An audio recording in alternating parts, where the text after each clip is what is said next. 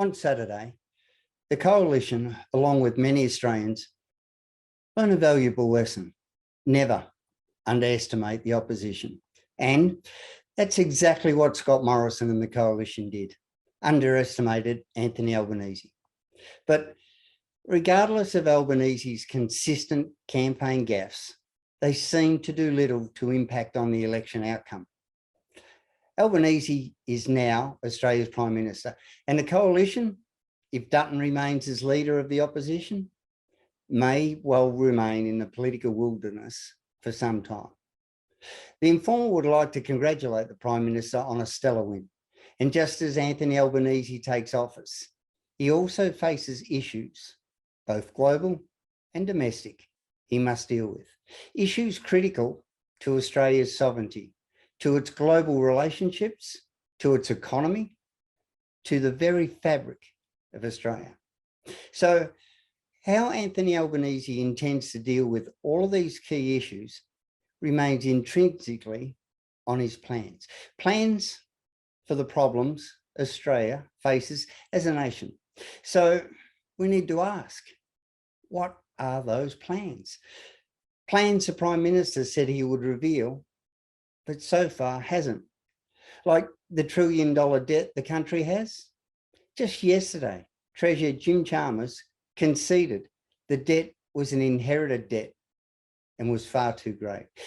The inherited line is all too common.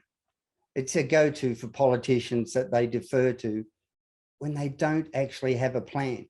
Now, all incoming governments inherit legacies of policy from the outgoing administration. It's simply a smokescreen used as an admission of not having a plan. 4 days into office, and Labor have already failed to produce a plan they said they would have to deal with the current state of debt. But here's another issue: rising interest rates, standard of living, and a global economic reckoning. What is Anthony Albanese going to do to combat these two very critical issues? Critical because they will impact on every Australian.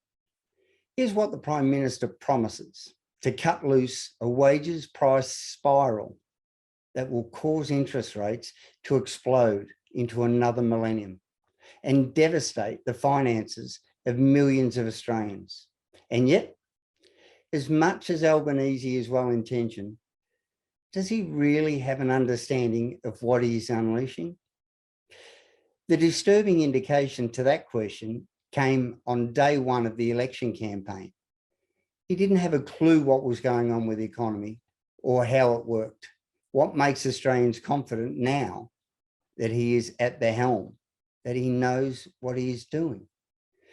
The PM then flagged real wage rises, and with inflation of 5.1%, he would push for a wage increase of 5.1% plus.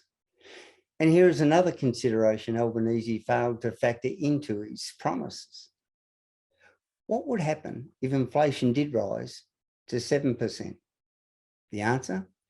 He would have to push for a 7% wage rise across the entire economy, and the higher the inflation figure, the higher the wages rise. Now, if inflation then kicked up to 10%, would he be demanding at 10% across the board wage rise? Albo's immediate management of the economy would not only cause Australia to implode, but destroy the country. Albo's flagging of a wage rise will inevitably force the RBA to raise the official cash rate, not to the 2 to 3% it currently intends, but to 5%. And the sky's the limit from there. And for home loan rates of the future, they could double. Australia remains in a powerless position.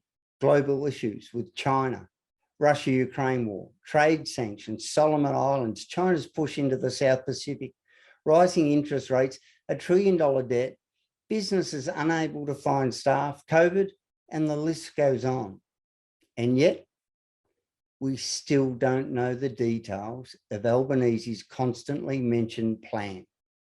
And when we finally do, let's just hope and pray it's a good and right one. Australia needs it.